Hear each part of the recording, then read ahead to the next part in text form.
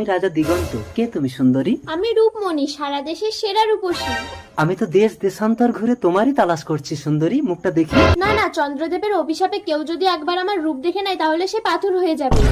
আমি যে তোমাকে বিয়ে করতে চাই রূপমণি। ওই তো রাজা। তাহলে আমাকে চোখ বেঁধে বিয়ে করতে হবে রাজা দিগন্ত। ঠিক আছে, তাই হবে রূপমণি। এই সুযোগে রাজা রূপমণিকে যখন মালা পরাতে যাবে তখন তুমি গলা পেতে দেবে। আর রূপমণি? ওকে তো আমি বিয়ে করব। রানী রূপমণি, আজ থেকে আমি অন্ধ সেজে সারা জীবন তোমার রূপ অনুভব করব। রাজপ্রাসাদে চলো রানী।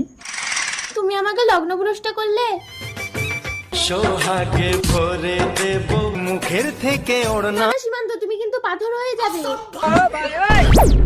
স্বামী স্বামী, হে চন্দ্রদেব, তুমি এই অভিশাপ তুলে নাও। কোন প্রকৃত রাজা যদি ওকে দু চোখ দিয়ে দৃষ্টি দেয় তাহলেই ও পাথর থেকে মুক্তি পাবে। এখন আমি কি